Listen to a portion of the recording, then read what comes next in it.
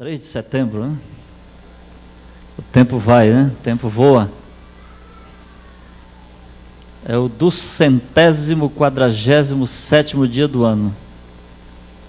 Só faltam 119. 3 meses para o ano acabar. E aí tem o Natal, tem o Ano Novo. Seja muito bem-vindo novamente a essa igreja, a esse lugar de oração, de comunhão, lugar de paz, né? Eu sempre gosto de dizer que isso aqui é uma base espacial espiritual. Você entra aqui dentro, você está blindado, né? Então seja muito bem-vindo, que Deus te abençoe. Eu não tenho dúvida de que a palavra falada, cantada, vai chegar ao seu coração nessa noite, tá bom? Vamos começar com uma breve oração? Você fecha os seus olhos e a gente vai orar ao Senhor. Grande Deus e Pai, é muito bom, é bom demais estar na Tua presença, Senhor. Nesse local tão receptivo, agradável, Tua morada. Então, de forma muito especial nessa noite, te manifesta a todos nós, falando, tocando o nosso coração, sensibilizando os nossos pensamentos, e que verdadeiramente tenhamos esse encontro contigo hoje. Abençoe aqueles que vão cantar, participar, pastor Arilton que vai abrir a tua palavra, pois nós te pedimos e agradecemos em nome de Jesus. Amém.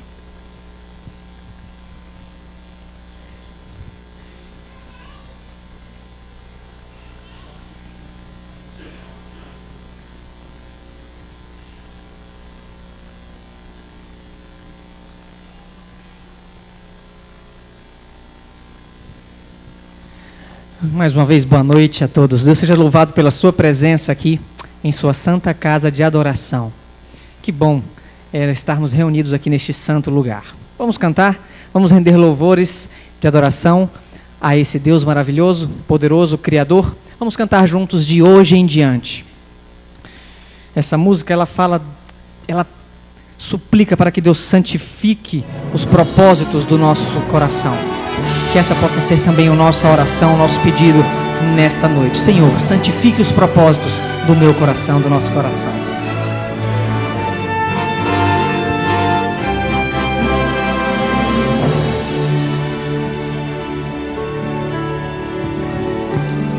Vamos cantar de hoje em diante.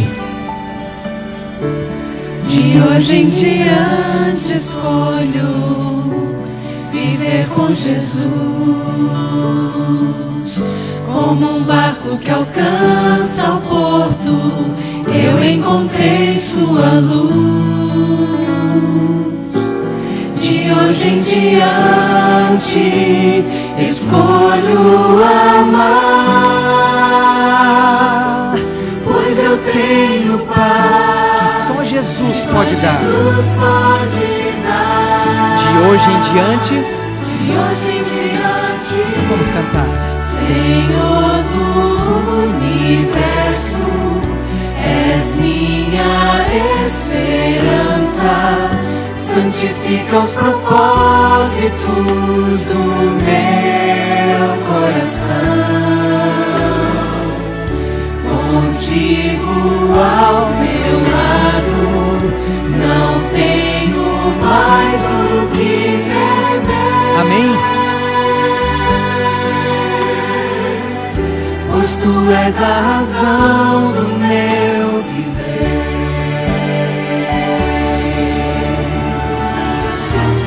Acima de tudo escolho viver por Jesus, em resposta ao grande preço que já foi pago na cruz. Eu sigo teus passos pra não me perder. Descobri que és minha razão de viver. De hoje em diante, de hoje em diante, Senhor do universo, Que essa seja a minha e a sua oração nesta noite. Santifica os propósitos do meu coração. Contigo ao meu lado, não tenho mais o que temer, pois tu és a razão do meu viver. Vamos cantar mais uma vez. Senhor do universo, és minha esperança. Santifica os propósitos do meu coração. Contigo ao meu lado, não tenho mais o que temer, pois tu és a razão do meu viver.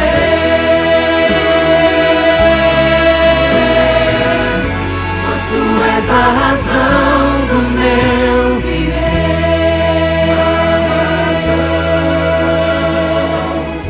Pois tu és a razão do meu viver.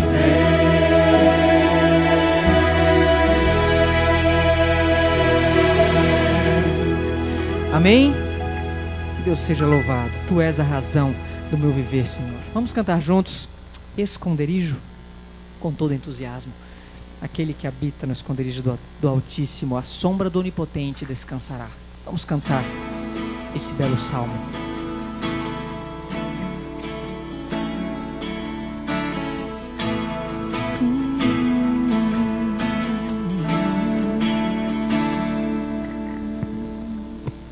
Todos juntos.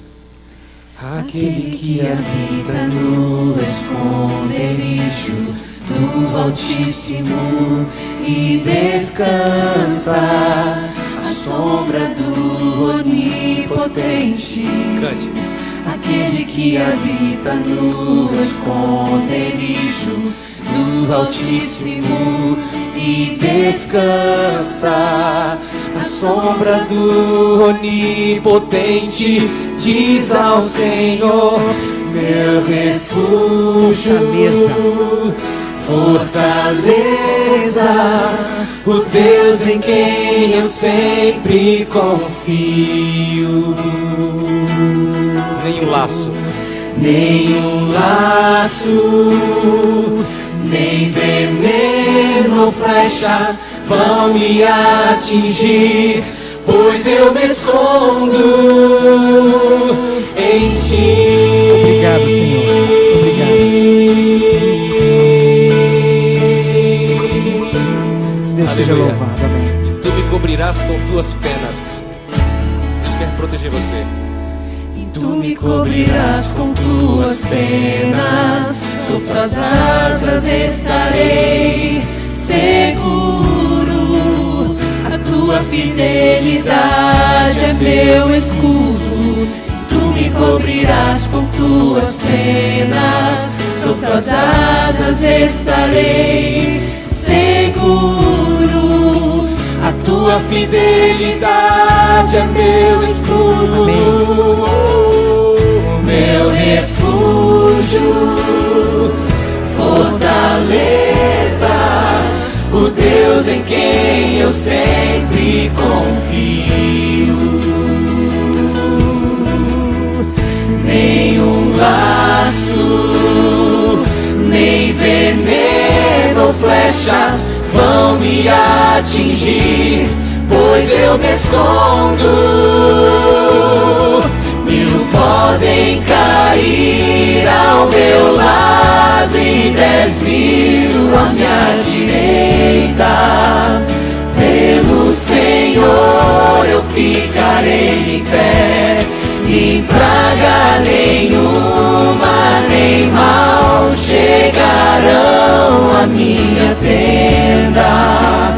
O meu Senhor é minha salvação. Teu Senhor é a tua salvação. Meu refúgio, Fortaleza. fortaleza, o Deus em quem eu sempre confio. Nenhum laço, nem veneno ou flecha vão me atingir, pois eu me escondo. Meu refúgio, fortaleza, o Deus em quem eu sempre confio. O Deus em quem eu sempre confio, amém. Nenhum laço, nem veneno ou flecha vão me atingir, pois eu me escondo em ti.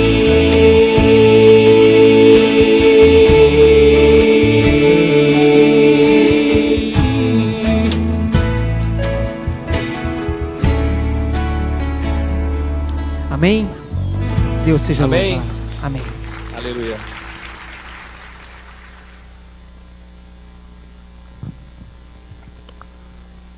Tá saindo o som? Tá. Olha aqui, já tá chegando a urna. Hoje tá diferente, viu? Tem um monte de papelzinho ali. Eu acho que hoje agora você vai ganhar. Quem não ganhou, muito boa noite. Boa noite a você que chegou aqui. É um prazer muito grande recebê-lo na casa do Senhor. Para a gente é um privilégio estar aqui junto dos irmãos e desfrutando de tão boas circunstâncias para juntos aprendermos a palavra de Deus, né? Como é que tá passando a semana? Tudo bem? Todo mundo tá... Ih, tem uns que tá assim, ó, mais ou menos. Tem uns que tá bom, outros com... É assim mesmo, a vida é cheia de altos e baixos. Parece uma montanha russa. Tem hora que a gente está lá em cima, tem hora que a gente está lá embaixo. Mas o bom é que a gente sabe que Deus está no comando da nossa vida e a gente pode sempre ter a certeza que Ele vai nos erguer novamente, não é isso? Vamos ganhar presente? Quem aqui não ganhou? Tem gente que já ganhou 2, 3 vezes aí, né? Já pegou um aqui? Olha, vamos ver. Quem ganhou foi a Tereza Cristina Leal. Cadê a Tereza? Ah, minha irmã, tá vendo só? De primeira, que sorte, hein? Ganhou um CD Ainda Existe Graça, do Araújo Rio. Uma salva de palmas para ela, que é sortuda. Que Deus abençoe, viu, minha irmã? Seja muito bem-vinda. Tenha uma boa programação. Olha, antes de eu sortear os outros, eu quero fazer o seguinte. Sexta-feira, agora, aqui nesta igreja, vocês terão a chance de ver todos os cantores da gravadora Novo Tempo. Eles vão estar aqui na igreja, ao vivo. Marquinhos Maraial, Melissa Barcelos, Arte Trio, o Trio Solanza, Dilson e Débora, Jefferson Pilar, todo mundo aqui. Cíntia Alves, quem mais? Tito Rocha, quem mais? Ah, só não vai cantar, mas vai estar aqui assistindo, poxa. Então, não perca essa oportunidade. Vai ser um programa musical belíssimo para a honra e glória do nosso Deus. Sexta-feira agora, aqui na igreja, tá bom? A partir de que horas, pastor? 19h30, o mesmo horário. A próxima pessoa que já vai ganhar um DVD da Melissa, que vai estar aqui também sexta-feira, hein? É Patrícia Aguiar. Cadê a Patrícia? Patrícia. Ah, tá lá no fundo, Patrícia. Você tá lá no fundo, mas eu vou até aí para te dar o presente. Uma salva de palmas para ela, gente. Vamos participar aí. Tá esperando o seu aí? Deixa eu levar aqui, Patrícia, aqui. Parabéns. Que Deus lhe abençoe, viu? Já faz quantas vezes que você já veio aqui? É a terceira. Oh, que sorte, hein? Que bom, muito bem. Tem outro nome aí? Pode falar que eu já levo aqui, ó, pra gente adiantar. Pode falar, Dani. Pode falar. Maria Verônica. Maria Verônica, ô, beleza! Essa aí já levantou que estava querendo ganhar um presente. Vai ganhar aqui um DVD do Dilson, da Débora, esse que estava passando aqui agora para você, tá bom?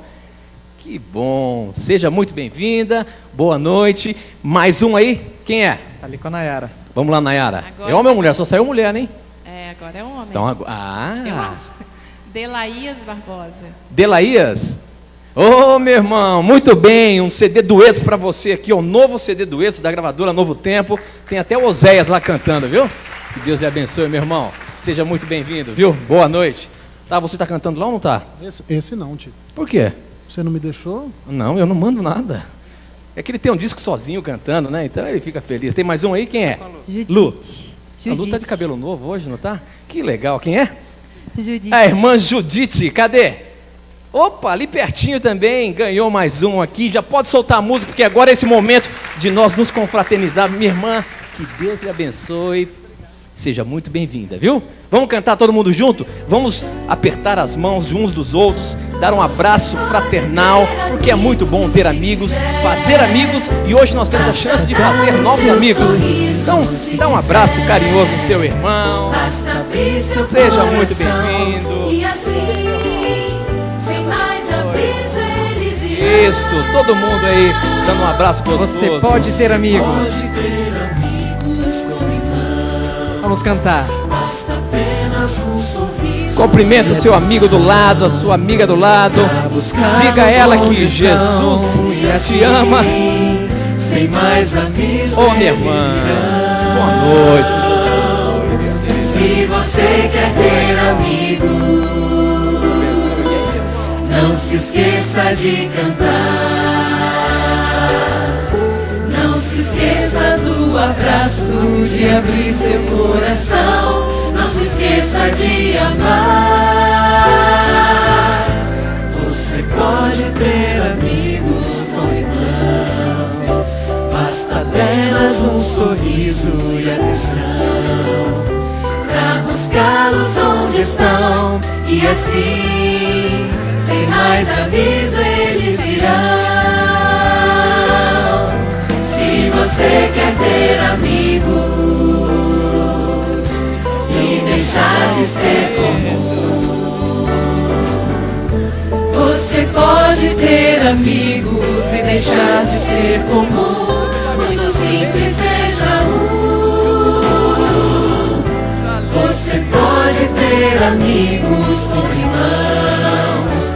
Basta apenas um sorriso e atenção pra buscá-los onde estão. E assim, sem mais aviso, eles virão. Você pode ter amigos. É muito simples. Muito simples, seja um. Muito simples, seja um. Aê, muito bem. Valeu. Amém. Vamos ficar em pé, vamos cantar todos juntos mais um hino de louvor ao nosso Deus, teu santo nome.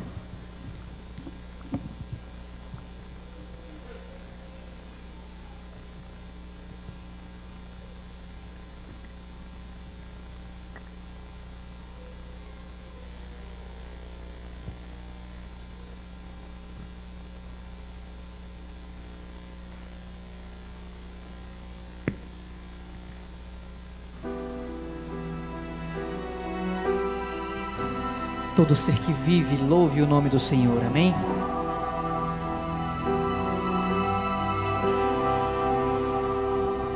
Todo ser que vive, louve o nome do Senhor.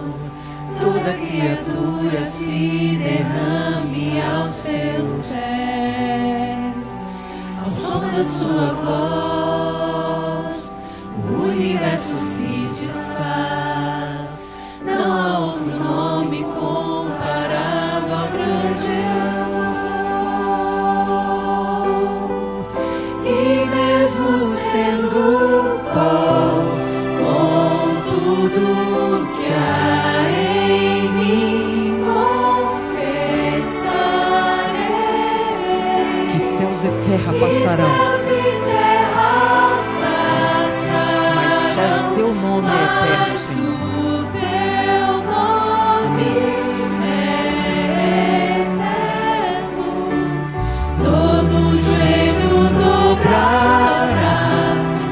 Ao ouvir teu nome, teu santo nome, todo ser confessará, louvado seja o teu nome, teu santo nome. Obrigado pela certeza, Senhor, de que só Tu és eterno.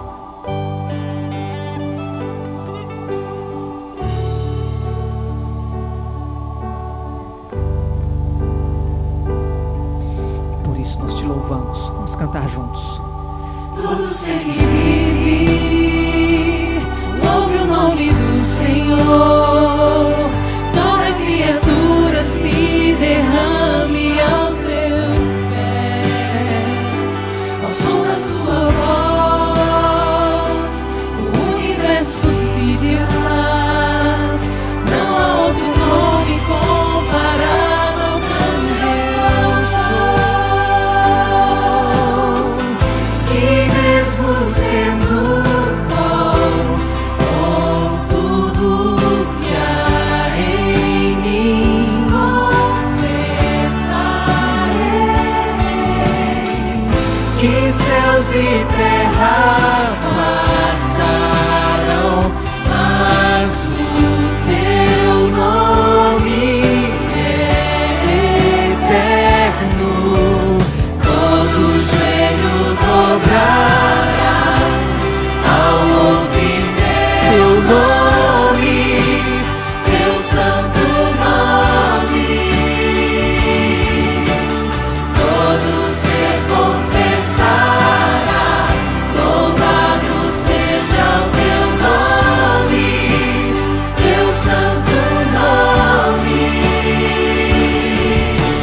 Todo joelho dobrará ao ouvir teu nome, teu santo nome. Todo ser confessará, louvado seja o teu nome, teu santo nome. E mesmo sendo pó, com tudo que há em mim, confessarei que céus e terra passarão, mas o teu nome é eterno. Todo joelho dobrará ao ouvir teu nome, teu santo nome. Todo ser, Todo ser confessará, louvado seja o teu nome, louvado Senhor. seja o teu nome, teu santo nome.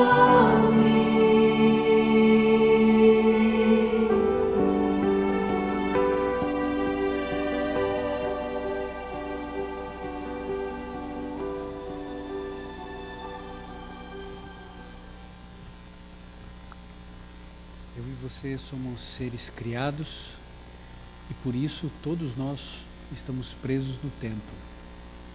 Nós não conseguimos voltar ao passado e nem adiantar o nosso tempo. A única coisa que temos é o momento presente. É isso que eu e você estamos vivendo agora. Mas Deus é o Criador do tempo. Ele está acima do tempo. E Ele pode se antecipar às situações da vida humana. É isso que o livro de Isaías, no capítulo 65, verso 24, diz: antes que clamem, responderei. Estando eles ainda falando, os ouvirei. Antes mesmo de você expressar qualquer necessidade, antes mesmo de você clamar por perdão por qualquer erro que você tenha cometido, Deus já estava atento ao grito do seu coração, ao clamor da sua alma. E nesse momento eu e você teremos a oportunidade de apresentar ao Senhor, de conversar com Ele, algo que Ele já sabe, mas que nos fará bem falarmos a Ele.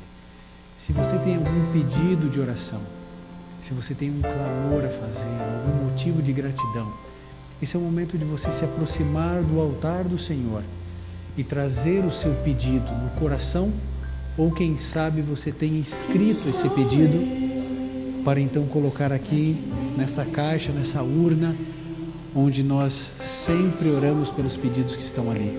Você tem esse desejo no coração, apresentar a Deus algo que vai dentro do seu coração? Você pode se aproximar de maneira tranquila, lentamente, para que juntos possamos clamar ao Senhor, orar ao nosso Criador.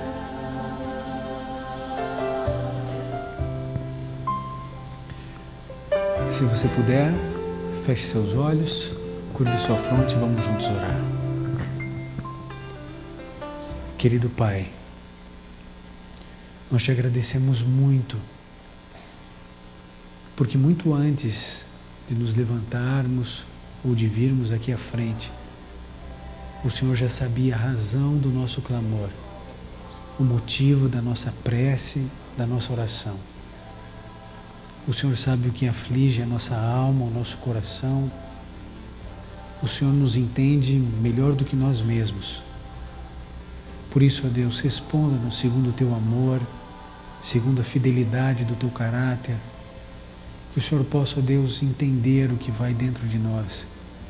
Mesmo quando nos faltam palavras, mesmo quando não conseguimos expressar tudo o que sentimos, o Senhor consegue ler o nosso íntimo e consegue nos responder da melhor maneira possível. Pai, nós confiamos mais na tua resposta do que no nosso clamor. Às vezes pedimos o que não devemos, porque não conhecemos o fim desde o princípio. Por isso, ó Deus, leia a intencionalidade do nosso pedido, que o Senhor possa nos responder segundo o teu querer, segundo a tua vontade. Entregamos nossa vida em tuas mãos, pedindo que o Senhor agora prepare a nossa mente e o nosso coração, para que possamos estudar e compreender a tua palavra. Use mais uma vez o pastor Arilton, que as ideias estejam claras em sua mente e que a tua palavra possa dela irradiar luz, luz que salva, luz que cura, luz que transforma. Entregamos nosso coração e a nossa vida agora em tuas mãos, em nome de Jesus. Amém.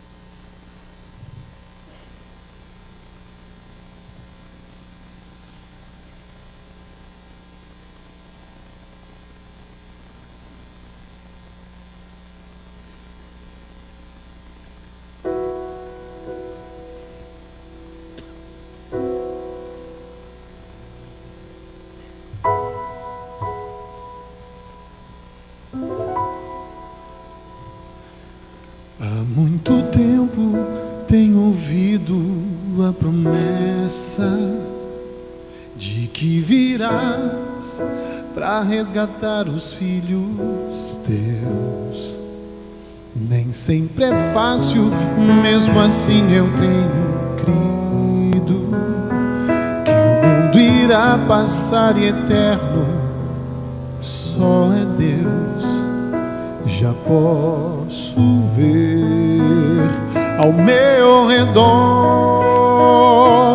que o mal insiste em tomar meu coração, mas tua mão me faz melhor, para merecer o instante em que direi então: Senhor Jesus, estou aqui. O dia enfim chegou, vamos subir. Eu sempre quis olhar teu rosto como agora. Me leva para o céu, vamos subir.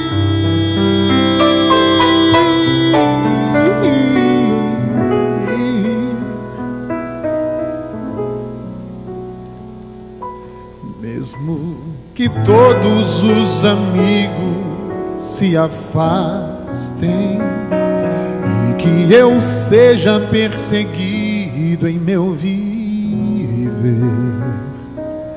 tua presença em minha vida é o que importa. Tenho certeza de que não vou perecer. Já posso ver ao meu redor que o mal insiste em tomar meu coração, mas tua mão me faz melhor para merecer o instante em que direi então: Senhor Jesus, estou aqui. O dia enfim chegou, vamos subir. Eu sempre quis olhar teu rosto como agora. Me leva para o céu, vamos subir.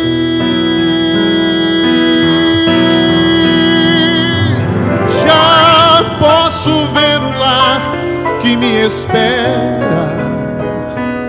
Já posso contemplar o seu olhar.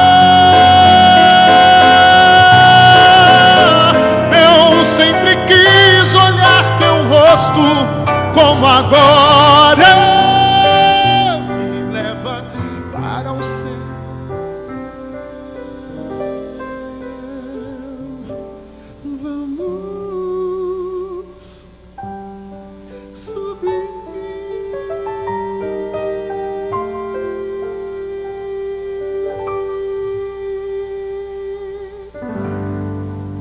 amém.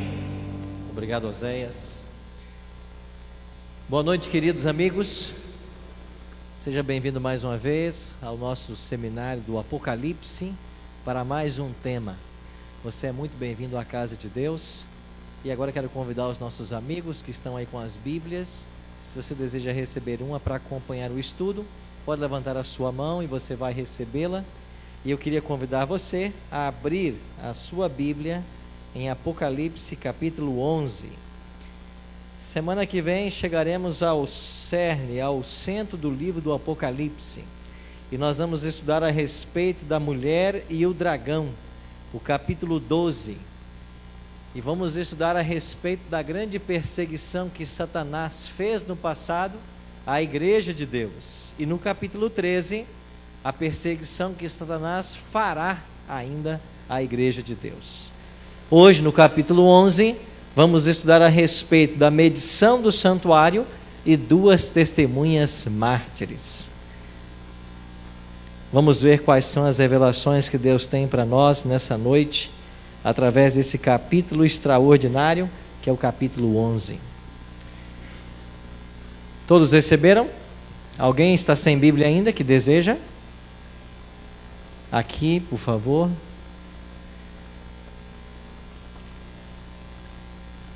Então vamos ao tema 8 de nosso seminário, duas testemunhas mártires. Nunca devemos estudar a Bíblia sem antes orar, né? Então vamos orar mais uma vez, pedindo a bênção de Deus para o estudo. Pai Santo, muito obrigado porque nós chegamos até a Tua casa mais uma vez, na intenção de estudarmos a Tua palavra. É o desejo do nosso coração que o Teu Espírito Santo continue em nosso meio e que agora Ele possa abrir nossa mente e coração à compreensão e à aceitação da Tua palavra. Existem verdades contidas nesse livro do Apocalipse que traz para nós revelações surpreendentes. Nós veremos algumas dessas no capítulo de hoje. Queremos entender a Tua vontade, queremos entender a forma como o Senhor tem conduzido o Teu povo ao longo da história. Queremos ser parte do Teu povo.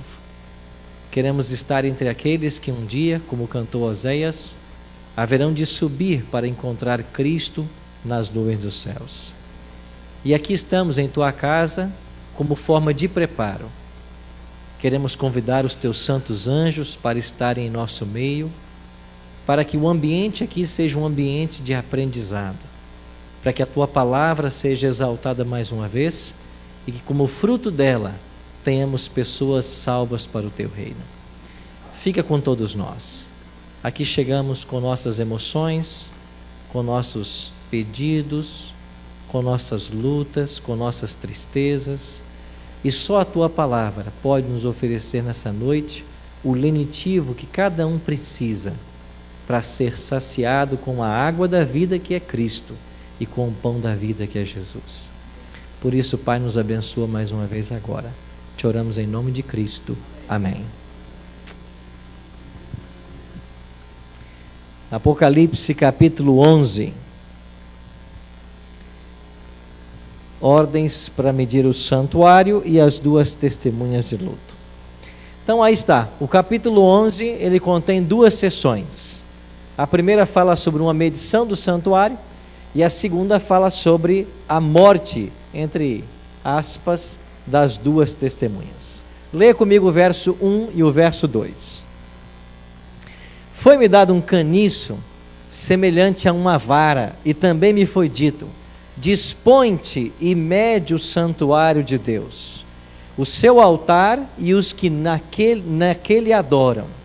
Mas deixa de parte o átrio exterior do santuário e não meças, porque foi ele dado aos gentios. Estes, por 42 meses, calcarão aos pés a cidade santa.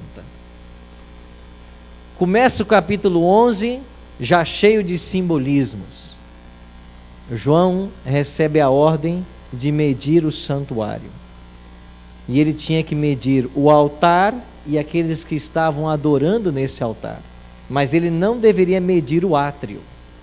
O átrio do santuário você não meça, porque ele será dado aos gentios.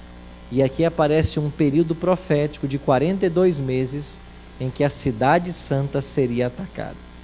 Então, o que significa esses elementos? Medir santuário, o altar daqueles que o adoram, não medir o átrio exterior. Pois bem, nós temos que pensar no momento que João está escrevendo o Apocalipse.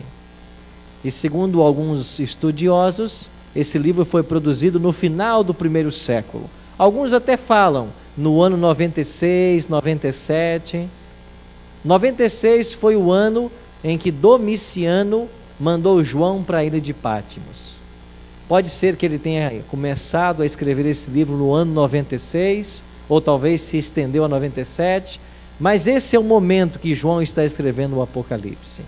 Então, quando o João está escrevendo, ele havia conhecido e visitado o templo chamado Templo de Herodes. Inclusive, lá em Mateus 24, houve um momento que os discípulos chamaram a atenção de Cristo para a beleza do templo. E disse: olha, mestre, veja quão belo é o templo. E Jesus disse: pois vocês derrubem esse santuário e em 3 dias eu reedificarei. Ele falou ali dele mesmo, do santuário do corpo dele, que por 3 dias estaria na sepultura e depois ressuscitaria. Mas João conhecia muito bem esse templo de Herodes. Esse templo se chamava Templo de Herodes porque Herodes o reformou por volta do ano 8 a.C. Mas o templo que Herodes reformou foi o templo reformado por Zorobabel, lá quando o povo voltou da Babilônia após um cativeiro de 70 anos. E esse templo que Zorobabel reformou, com a ajuda de Esdras, Neemias e outros, era o templo que Salomão havia construído e que Nabucodonosor havia destruído. Então esse templo sobre o Monte Sião chamava-se o Templo de Salomão. Depois chamou-se o Templo de Zorobabel. Depois chamou-se o Templo de Herodes. E foi esse templo, chamado de Herodes, que João conheceu. Nos dias de João, quando ele visitava esse templo de Herodes, haviam 4 pátios nesse santuário, nesse templo. O primeiro pátio era chamado Pátio dos Gentios. Era um espaço onde qualquer pessoa podia entrar. Havia um outro pátio, mais reservado, chamado Pátio das Mulheres Judias. Até aí podiam as mulheres judias, os gentios não mais. Os gentios, os não-judeus, teriam que ficar nesse primeiro pátio. Havia um terceiro pátio, chamado Pátio dos Israelitas. Então os homens judeus, eles iam além do pátio das mulheres. Lá as mulheres não iam, mas os judeus iam. E finalmente havia o pátio principal, que era chamado Pátio dos Sacerdotes. Esse pátio dos sacerdotes era onde eles ministravam as ofertas. Ali estava o altar de holocausto. Então, por isso chamava-se Pátio dos Sacerdotes. Aqui nós entendemos já um pouquinho do que está sendo dito no capítulo 11. Quando a ordem é dada para que se meça o santuário, esse santuário aqui não pode ser mais o templo que João havia conhecido. Por que não? Porque esse templo não mais existia. João acompanhou esse templo desde os dias de Cristo. Mas quando foi no ano 70, o imperador romano Tito invadiu Jerusalém. Tito, né? Falar em Tito vou te contar, né? Então Tito invadiu Jerusalém e destruiu o templo. Matou milhares de judeus. Flávio Joséfo, um historiador do primeiro século, diz que tantos judeus morreram no templo, porque eles correram para dentro do templo, né, para se abrigar, e lá eles foram mortos. E morreram tantos judeus naquele ano e naquele dia principalmente, que o sangue dos judeus desceu pelas escadarias do templo como água. E o templo foi destruído. Isso provocou o que nós conhecemos como a diáspora judaica. Vários foram escravizados e muitos se espalharam pelo mundo inteiro. Você vai encontrar muitos deles em Nova York. Então o templo foi destruído no ano 70. Você lembra disso, Maria? Você estava lá já? Não, né? Chegou depois, né? Estava com saudade de você, viu? Você chegou um pouquinho depois desse momento, né? João não pode estar falando desse templo. Então, o templo aqui passa a ser uma alusão ao povo de Deus. É por isso que Pedro, lá na sua primeira carta, vai dizer que vós, porém, sois sacerdócio real. Os termos começam a ser aplicados ao povo de Deus, nação santa. Então, o povo de Deus aqui deveria ser medido. Agora, nós, para entendermos o povo de Deus sendo medido, nós temos que buscar no Antigo Testamento a compreensão disso. E há 2 momentos no Antigo Testamento em que se fala de medição. O primeiro momento aparece no livro de Ezequiel, lá no capítulo 40, e no versículo 3 diz que um homem tinha na mão um cordel de linho e uma cana, uma vara, para medir. Esse é o primeiro momento. E o contexto dos capítulos 40 a 48 de Ezequiel, eles tratam do retorno do povo de Deus, do cativeiro, e da necessidade de um preparo, de um estabelecimento de uma ordem.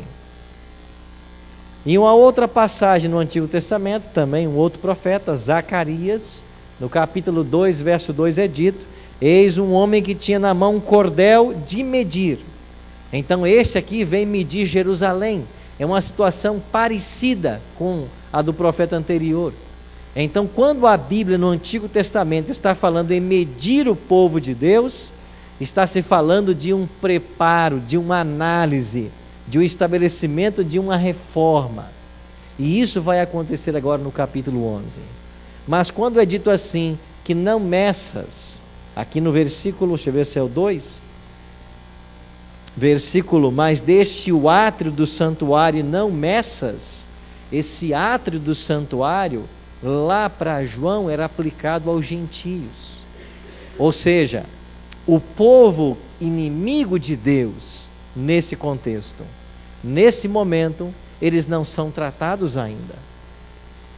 Então, a ideia aqui é que nós temos dois grupos: o povo de Deus, os adoradores, e os gentios, aqueles que não conhecem a Deus, aqueles que não aceitaram o plano da salvação. Um outro detalhe: a cidade santa seria atacada por 1260 anos, ou 42 meses. Olha de novo o verso 2 comigo aí. Mas deixa de parte o átrio exterior do santuário e não meças, porque ele foi dado aos gentios. Estes quem? Os gentios, os que não aceitaram o plano da salvação, os inimigos de Deus. Estes, por 42 meses, calcarão aos pés a cidade santa. E a cidade santa, mais uma vez, tem a mesma alusão de que o santuário. É uma alusão ao povo de Deus. É por isso que o santuário estava na cidade santa, chamada Nova Jerusalém, ou Jerusalém. Então aqui há uma alusão a os gentios que por 42 meses iriam perseguir mais uma vez o povo de Deus. Nós já estudamos com vocês aqui um tema quando falamos de 1260 anos de supremacia papal. E já explicamos que 42 meses significam 1260 anos. Lembra de uma conta que nós fizemos? Falamos sobre 3 tempos e meio, 42 meses ou 1260 anos. 42 meses, o calendário judaico tinha 30 dias cada mês. Se você multiplicar 42 vezes 30, você tem 1260. Então, por 42 meses, ou 1260 dias, mas aplicando o princípio profético dia-ano, cada dia profético representa um ano literal, nós temos 1260 anos de ataque ao povo de Deus. E nós já vimos isso aqui, num tema passado, de que esse período começou no ano 538 e foi até 1798. Quais foram os eventos que marcaram o início e fim desse período? Nós falamos para vocês já que no ano 533, o imperador de Roma Oriental, Justiniano, declarou João II o cabeça de todas as igrejas. 533. E 5 anos depois, em 538, nós temos então o Papa Virgílio como sendo o primeiro Papa com jurisdição temporal, ou seja, um Papa que não só domina mais a igreja, mas como domina também o Estado. Aqui há uma fusão da igreja com o Estado. E assim, em 538, começou aquilo que a história chama de o poder ou a supremacia dos papas. A partir daí, houve uma união da igreja com o Estado. E o que aconteceu quando houve essa união? O povo de Deus começou a ser perseguido. E essa perseguição duraria 1260 anos, ou seja, até 1798. E quando termina essa perseguição? Quando então Papa Pio VI foi preso por ordem de Napoleão Bonaparte, já no contexto da Revolução Francesa. Vamos ver mais detalhes daqui a pouco. Versículo 3: darei as minhas 2 testemunhas que profetizem por 1260 dias, vestidas de pano de saco. Agora entra o tema das 2 testemunhas. Quem são essas 2 testemunhas? O que significa o profetizar por 1260 anos? Você percebe que no verso anterior falou sobre 42 meses e agora já se fala em 1260? É porque se trata do mesmo período. Ou seja, enquanto está havendo uma perseguição religiosa, as duas testemunhas vão continuar profetizando, porém vestidas de panos de saco. O que significa estar vestidas de pano de saco? Isso aqui é um símbolo.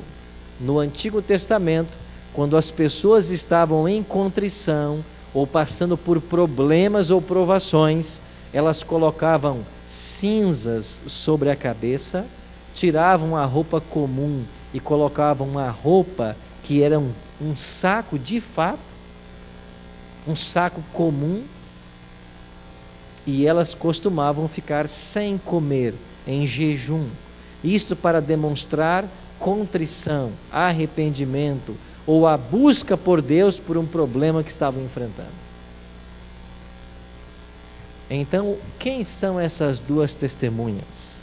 Há muitos comentários sobre essas duas testemunhas. Alguns vão falar em Elias, Enoque, Moisés, Zorobabel e Josué e tantos outros. Mas não existe dúvida e a palavra de Deus tem mais detalhes sobre elas. O verso 4 vai mencionar novamente sobre elas, só que numa outra figura de linguagem. Verso 4 diz assim: são estas quem? As duas testemunhas do verso 3. São estas as duas oliveiras e os dois candeeiros que se acham em pé diante do Senhor da terra. Então aparece uma outra figura de linguagem. As duas testemunhas também são chamadas de duas oliveiras e dois candeeiros. De quem a palavra está falando? A profecia está falando da própria palavra de Deus. Quando você vai estudar o livro do profeta Zacarias, principalmente, você percebe que esta é uma figura usada para referir-se à voz do profeta, à voz de Deus que percorre toda a terra.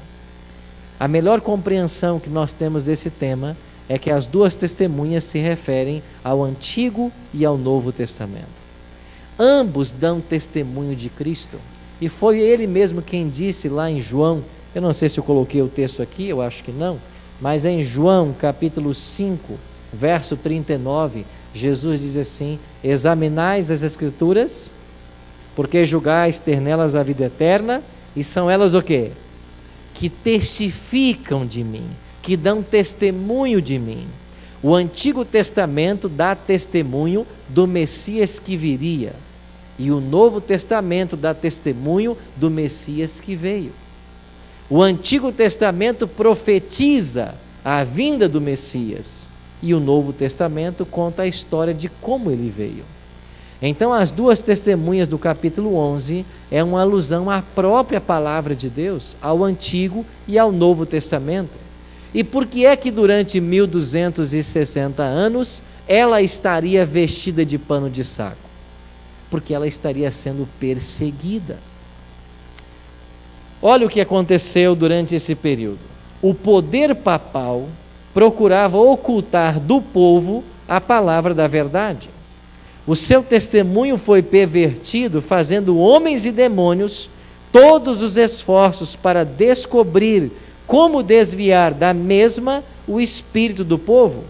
E quando os que ousavam proclamar suas sagradas verdades eram perseguidos, traídos, torturados, sepultados nas celas das masmorras, martirizados por sua fé, ou obrigados a fugir para a fortaleza das montanhas e para as covas e cavernas da terra. Então profetizavam as fiéis testemunhas vestidas de saco. Alguém que talvez seja um pouco mais vivido aqui, vai se lembrar que até tempos recentes, a missa era celebrada em que língua? Latim. E as pessoas que frequentavam a igreja não entendiam nada do que estava sendo ensinado. E isto aconteceu por séculos. É isso, pastor? 66. Vaticano, não foi? Tomou essa decisão? Concílio Vaticano II, né? Amigos, a palavra de Deus foi oculta das pessoas. E quando a Bíblia foi tirada, o que aconteceu com o povo? O povo se perdeu nos dogmas, nas tradições e nas histórias. A palavra de Deus foi abandonada, foi perseguida. Mas mesmo durante esse período de prova, Deus teve um povo fiel que manteve acesa a chama da verdade. Nós falamos muito, e a história fala muito sobre os valdenses. Haviam outros povos, como os albigenses, e huguenotes na França. Um povo que permaneceu leal à palavra de Deus. Um povo que continuou estudando as línguas originais.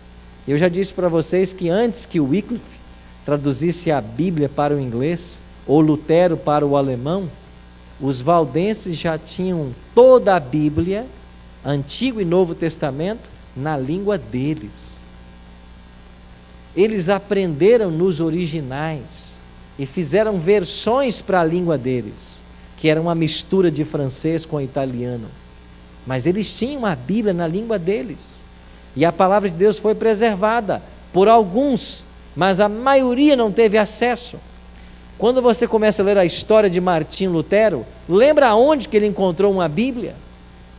Lá no mosteiro. E como ela estava? Acorrentada. Acorrentada numa cela. Assim fez o poder papal com a palavra de Deus. Ele tirou a Bíblia das pessoas. E por que ele fez isso? Porque isso faz parte de uma profecia. Lá em Daniel capítulo 7, 25, diz que esse poder, ele iria perverter a lei de Deus. Lá em Daniel 8, 12 diz que ele lançaria a verdade por terra. Mas Deus teve um povo que preservou a palavra. Eu visitei há alguns anos a terra dos valdenses. Um lugar lindo, também gélido. E lá sobre a mesa de uma das escolas estava lá a Bíblia. Ainda hoje, esse livro figura na história desse povo. Mas os valdenses foram perseguidos e mortos por crerem na palavra de Deus.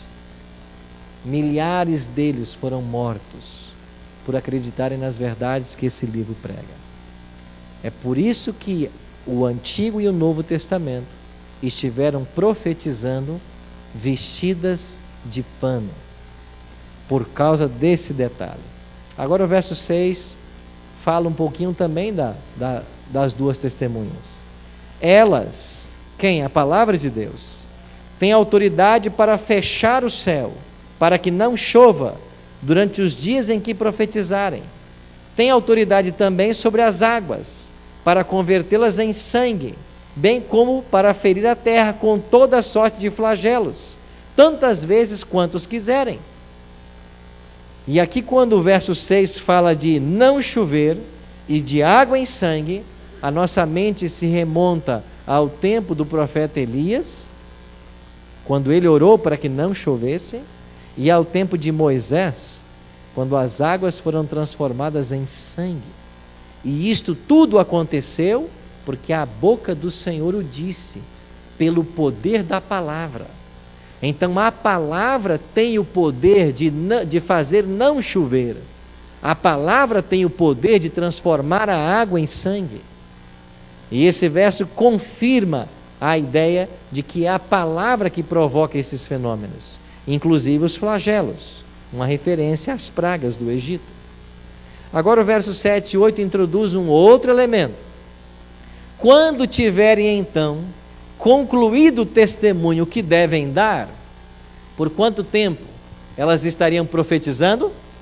1260. Então, quando concluírem esse testemunho, o que vai acontecer?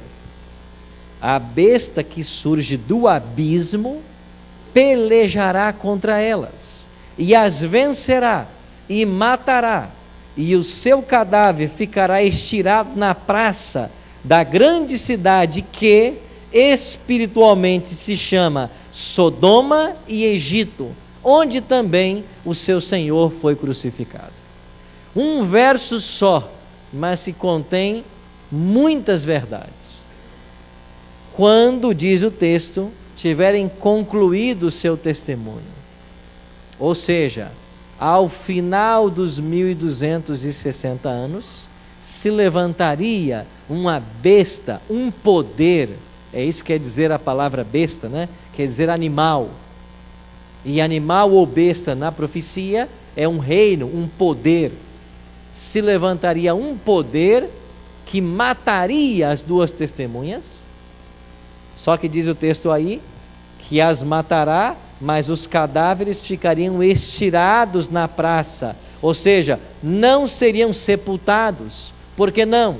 Porque daqui a pouco nós vamos ver, porque elas ressuscitariam. Agora, de que é que o Apocalipse está falando? Quem é esta besta que surge do abismo e que ataca a palavra de Deus, as duas testemunhas? A grande cidade é espiritualmente o Egito. De todas as nações apresentadas na história bíblica, o Egito foi a nação mais ousada por ter negado a existência de Deus. Lembram-se quando Moisés foi até Faraó, pedindo que ele libertasse o povo, e ele diz assim: mas quem é que te enviou? O Deus me enviou. Ele disse: não existe esse Deus que você fala, não há Deus, eu não vou libertar você. Quem é o Senhor para que eu liberte o povo? Então, quando aparece a expressão Egito e Sodoma aqui nesse verso, a primeira referência é o Egito, porque foi uma cidade, um povo que disse não haver Deus. Quando a Bíblia se refere à grande cidade como Sodoma, está falando de corrupção. A corrupção de Sodoma, na violação de Deus, manifestou-se especialmente na licenciosidade. E essa palavra licenciosidade, ela está atrelada a orgias sexuais. Ainda hoje a palavra sodomita tem essa ideia. Você se lembra quando os anjos vieram buscar a Ló e sua família? Houve um momento que os anjos foram colocados para dentro da casa de Ló. E os homens bateram a porta e disseram: Ló, ponha esses dois homens para fora, a quem você abrigou. E sabe o que queriam eles com esses homens? Ter relação com eles. Ló disse assim: não, mas eu vou dar a vocês as minhas filhas virgens. Eles disseram: não, nós queremos é os homens que entraram aí. E Deus fez com que todos esses homens fossem feridos de cegueira. E sabe o que diz a Bíblia? Eles poderiam ter sido impactados por essa cegueira e louvado a Deus, se arrependido, pedido misericórdia. Não, sabe o que eles fizeram? Eles ficaram tateando em busca da porta para tentar entrar, mesmo cegos. Tamanha maldade desse povo. Agora o Egito e Sodoma são comparados a essa grande cidade. E o que significa então esta grande cidade e esta besta que sobe do abismo? A grande cidade é a França. Por que a França? Porque nenhuma outra nação da história, a não ser a França, tomou um voto através da sua Constituição, a Constituição do país, declarando não haver Deus. Quando a França, através de sua Constituição, declarou não existir Deus, ela estava assumindo a posição do Egito. E quando no final dos 1260 anos, a moralidade na França era baixíssima e as perversões sexuais se alastravam, ela assume a figura agora de Sodoma. e no seio da França surgirá um movimento ideológico, filosófico, que o Apocalipse vai chamar da besta que sobe do abismo. E que movimento nós estamos falando? Estamos falando do ateísmo, produto de todo esse processo que a França viveu. O ateísmo na França é identificado na profecia como essa besta que sobe do abismo. E eu queria mostrar para vocês alguns detalhes mais. No dia 24 de agosto de 1572, entrou para a história como a noite do massacre de São Bartolomeu. E recebeu esse nome porque esse dia 24 de agosto, na França, é o dia de São Bartolomeu. O rei francês, Luís XVI, havia prometido aos protestantes da França que não lhes faria nenhum mal. Mas em associação com a outra rainha, eles entraram nessa noite na casa dos protestantes, arrastavam-os para as ruas e os matavam, sem discriminação de idade ou sexo. Aí começou o massacre de São Bartolomeu, que se estendeu, começou em Paris e se estendeu por todo o país e durou vários dias. Olha o que diz o livro Grande Conflito na página 272. Durante 7 dias perdurou o massacre em Paris, sendo os primeiros 3 com inconcebível fúria, e não se limitou unicamente à cidade, mas por ordem especial do rei, estendeu-se a todas as províncias da cidade, onde se encontravam protestantes. Não se respeitava nem idade, nem sexo, não se poupava nem a inocente criancinha, nem o homem de cabelos brancos, nobres e camponeses, velhos e jovens, mães e filhos eram juntamente abatidos. Por toda a França, a carnificina durou 2 meses, pereceram 70.000 da legítima flor da nação. Em 2 meses, só na França, 70.000 protestantes foram mortos. A França perseguindo o povo de Deus. Durante a Revolução, já agora entramos na Revolução Francesa, em 1793, quando começa o grande movimento, o mundo pela primeira vez ouviu uma assembleia de homens levantar a voz em coro e negar a mais solene verdade, a existência de Deus. Como foi esse processo? Ao estudarmos um pouquinho da história da França e da Revolução Francesa, nós entendemos de que esse movimento político, filosófico e social, ele vai surgir no cenário como uma recriminação à religião.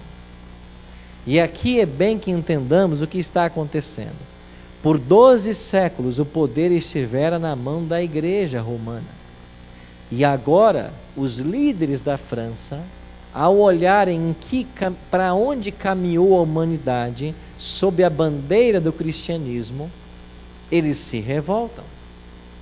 E eles não querem mais uma nação debaixo da orientação desse Deus, por causa de todas as misérias e infortúnios que a nação experimentava. De fato, isso aconteceu, porque nesses 12 séculos, ainda que o cristianismo, entre aspas, tenha imperado, não foi o cristianismo verdadeiro, autêntico, porque o cristianismo autêntico estava fugindo mesmo da Igreja Romana, mas o cristianismo foi pervertido na sua essência.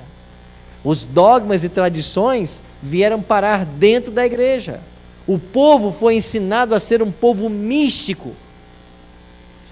O povo foi ensinado a viver de costumes e tradições. O povo foi ensinado a buscar uma salvação por medo. E você sabe que algumas dessas coisas permanecem conosco hoje como um ranço. Eu não nasci na igreja adventista. Mas você sabe que eu tenho dificuldade quando eu chego em casa e tenho uma sandália virada para cima? Eu tenho que ir lá e desvirar? Porque me ensinaram na igreja onde eu cresci, não na igreja adventista, que isso é errado. Colocar a mão na nuca é pedir a morte da mãe.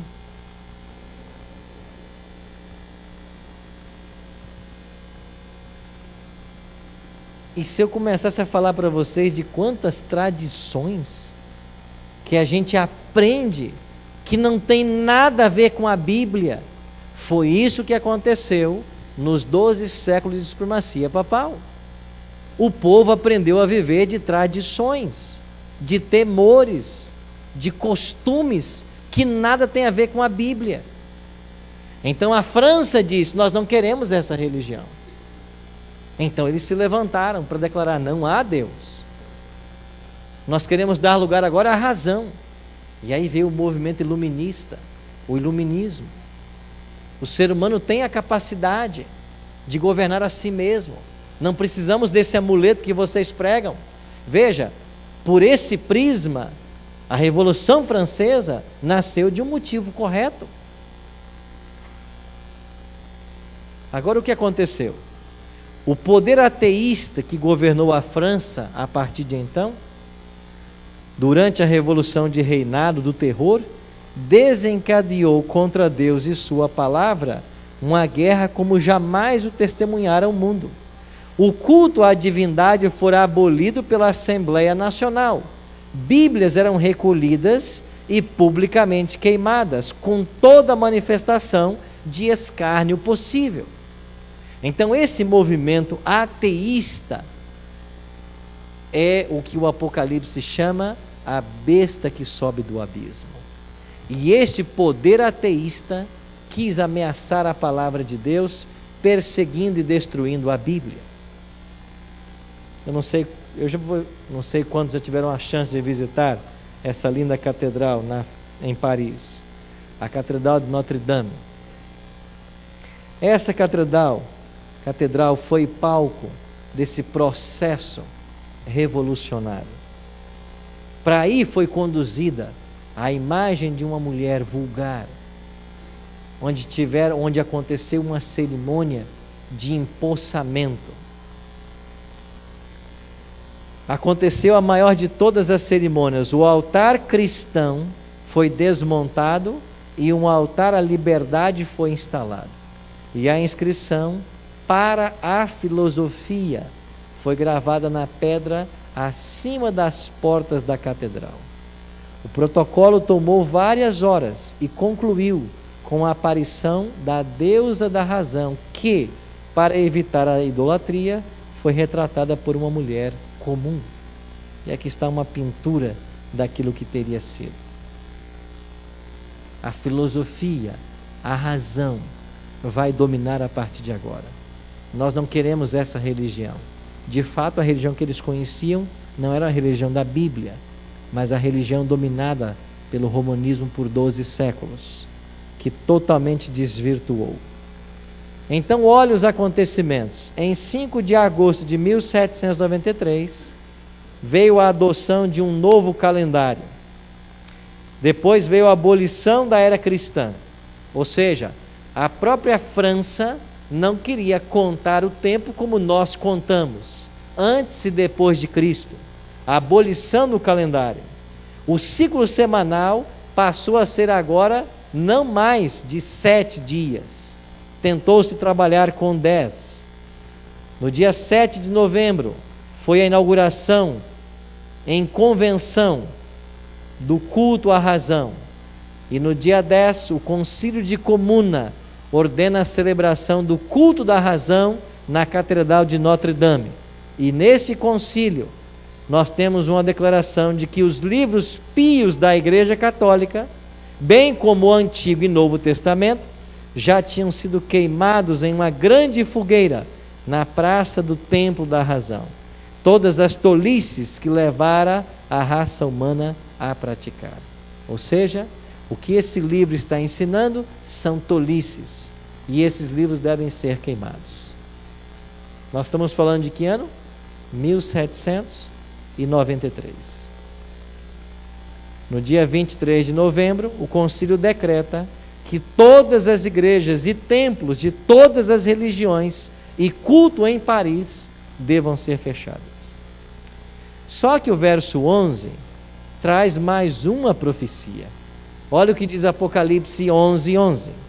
Mas, depois de 3 dias e meio, um espírito de vida, vindo da parte de Deus, neles penetrou, e eles se ergueram sobre os pés, e aqueles que os ouviram, sobreveio grande medo.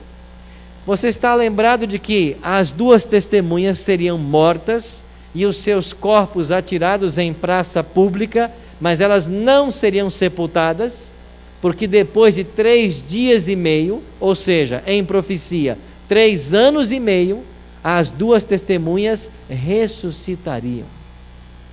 E se em 1793 nós temos o ataque do ateísmo à religião na França e a Bíblia, 3 anos e meio depois, as coisas mudaram completamente de figura. E isso nos leva ao ano 1797. O que aconteceu em 1797? Primeiro, o Concílio de 500 aponta uma comissão para preparar uma nova lei do culto religioso. Depois de 3 anos e meio, a França quer que o culto religioso volte a ser praticado. E a comissão apresenta o seu relatório, e o presidente dessa comissão, chamado Camille Jordan, disse assim: a religião é necessária à prosperidade e felicidade da nação. Por que aconteceu essa mudança tão radical em apenas 3 anos e meio? Porque quando eles baniram Deus da sua Constituição e as igrejas da sociedade, o povo mergulhou nos vícios. O povo mergulhou na promiscuidade. E Paris tornou-se um verdadeiro antro de perdição.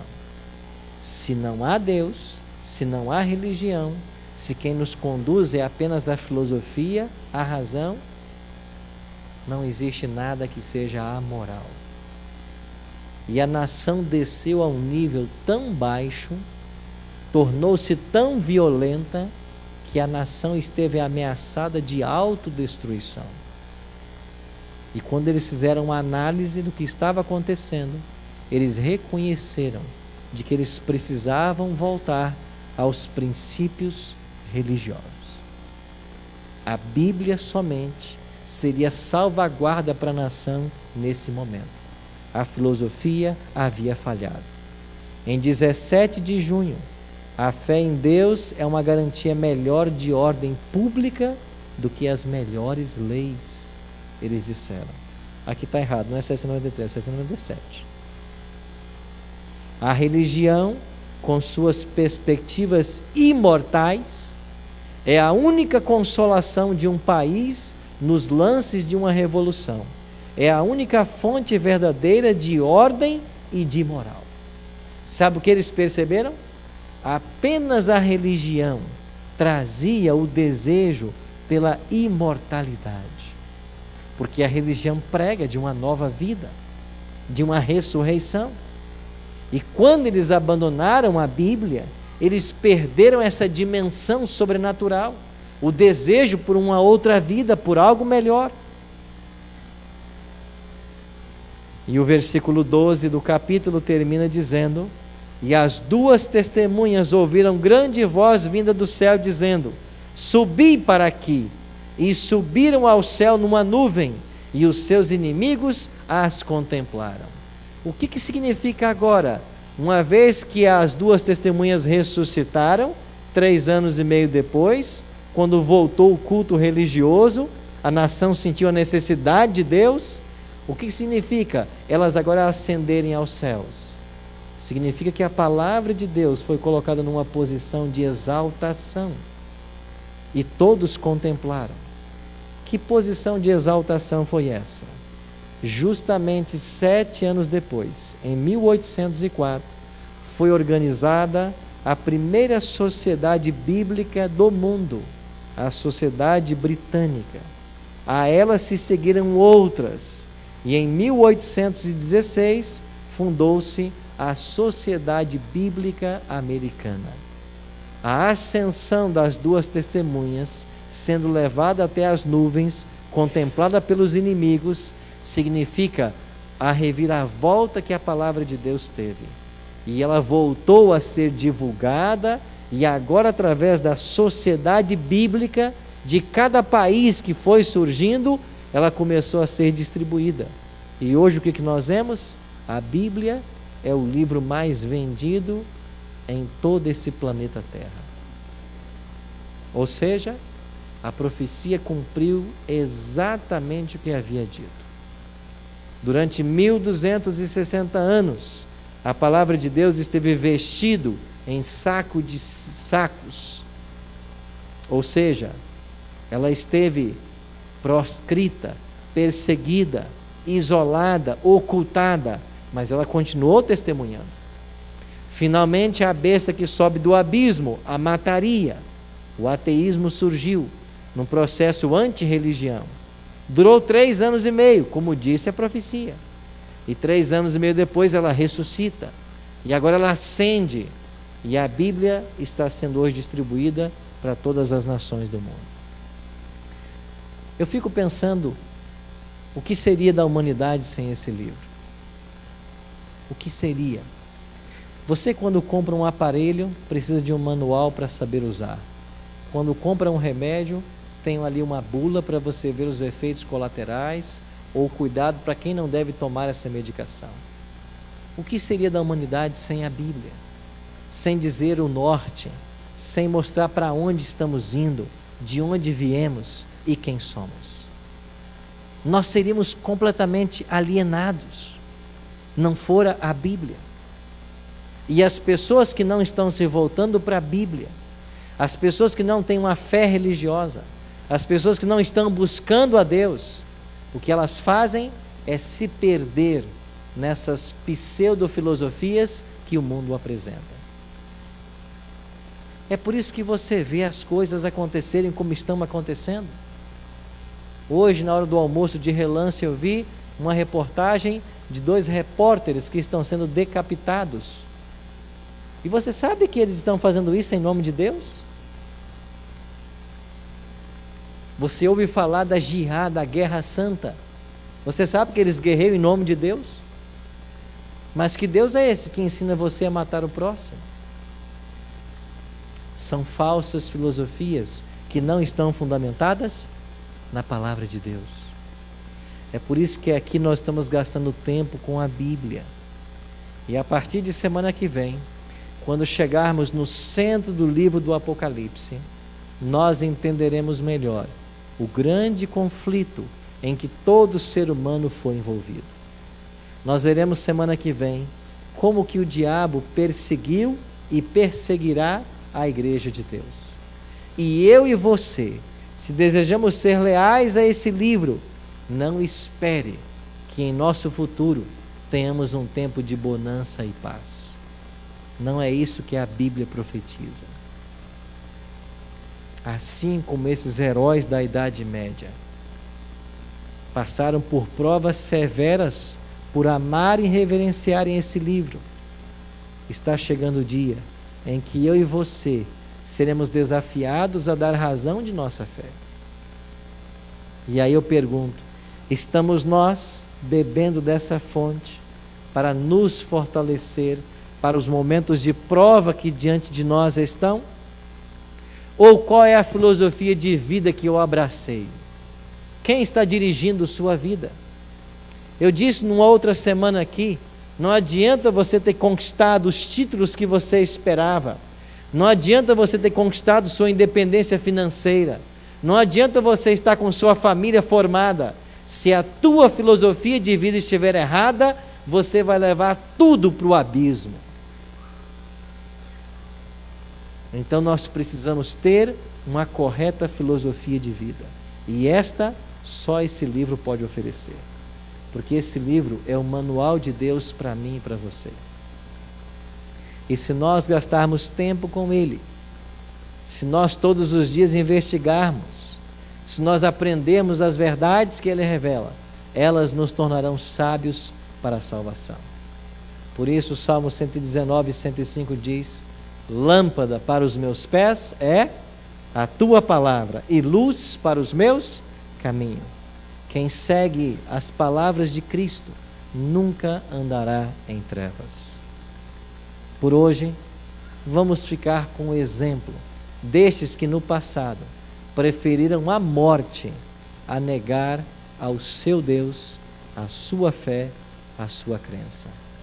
Que nós tenhamos esse mesmo espírito e que tenhamos a mesma motivação para investigarmos esse livro como uma forma de nos preparar para a vida eterna, imortal, que está disponível para mim e para você. Pense nisso, enquanto ouviremos agora essa música do Oséias.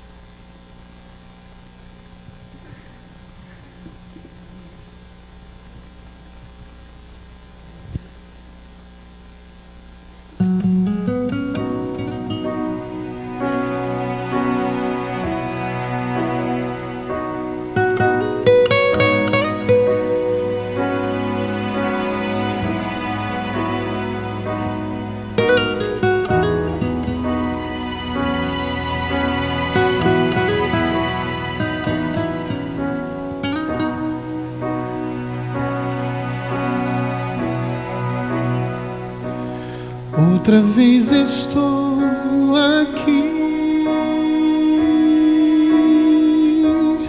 para confessar-me a ti. Sei que sabes quem eu sou e quem eu já fui. Sabes o que tenho em mim, lutas que carrego, enfim. Quero só fazer o bem, mas o mal me faz refém. Mais uma vez estou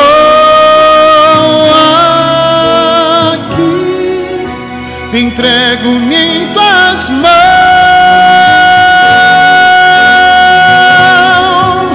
desfaze o que sou,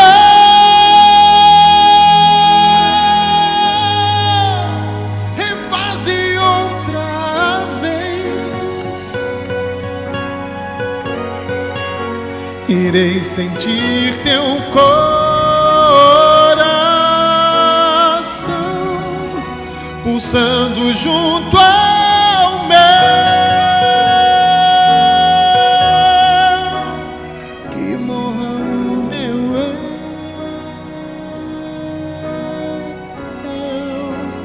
reviva Cristo em mim.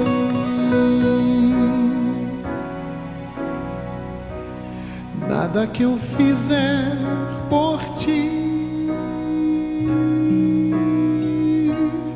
tudo que eu tentar cumprir,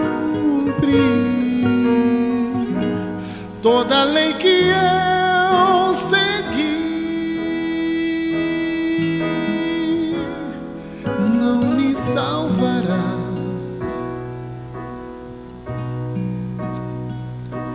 Só por Cristo meu Senhor,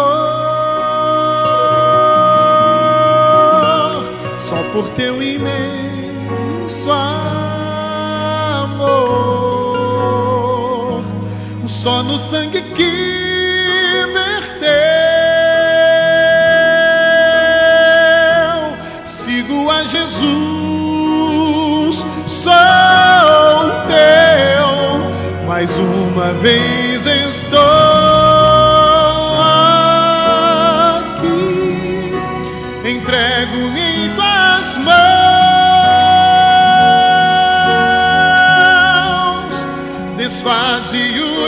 sou,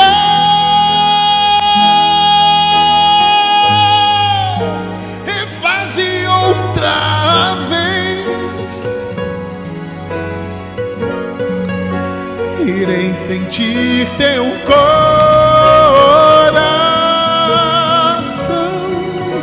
pulsando junto ao meu,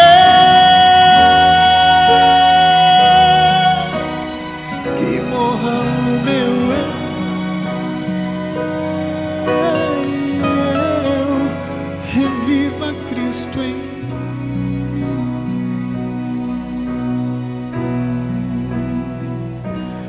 Outra vez estou aqui para confessar-me a ti, e que morra o meu eu,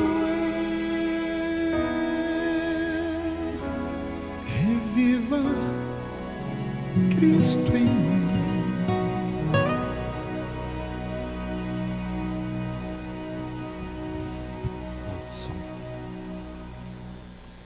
Bondoso Deus e Pai, obrigado porque ao longo da história da humanidade, de forma miraculosa, o Senhor tem preservado a Tua palavra.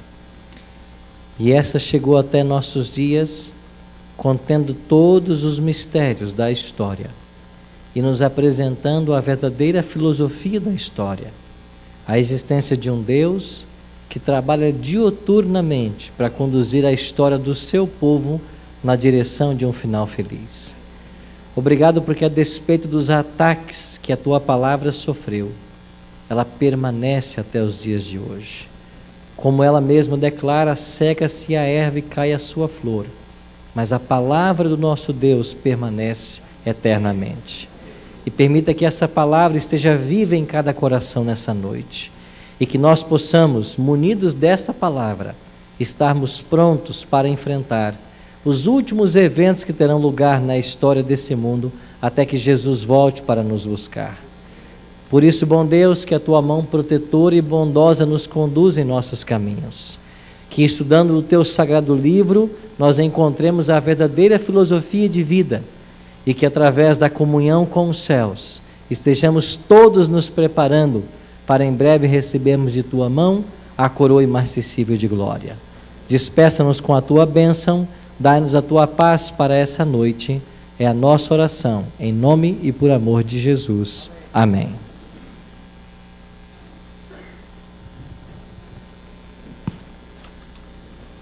Antes da sua saída, eu gostaria de deixar 3 recadinhos para você. Primeiro, semana que vem, quarta-feira, a Mulher e o Dragão. Nós temos estes convites em abundância aí fora. Você pode pegar 3, 4, 5, 10, se você quiser, para convidar outras pessoas a estarem conosco também na próxima quarta-feira. Nesta sexta agora, dia 5, não esqueça que nós teremos uma grande programação, especial programação, com Marquinhos Maraial, Dilson e Débora, Fernanda Lara, Solanza, Cíntia Alves e Arte Trio, às 19h30. Não perca. E agora, ali embaixo, aquele sempre delicioso lanche, para batermos um papo e nos alimentarmos. Vamos nos encontrar ali embaixo em alguns minutinhos. Uma boa noite, que Deus te abençoe.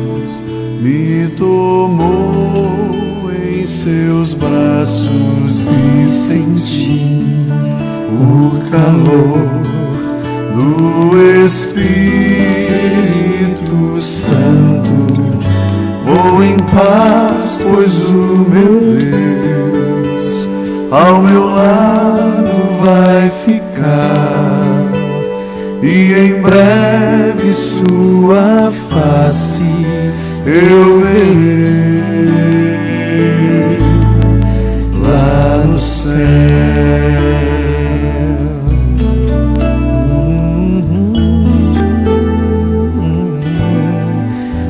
Hoje aqui, meu Jesus me tomou em seus braços e senti o calor do Espírito Santo. Vou em paz, pois o meu Deus ao meu lado vai ficar, e em breve sua face eu verei lá no céu. Hoje aqui, meu Jesus me tomou em seus braços e senti o calor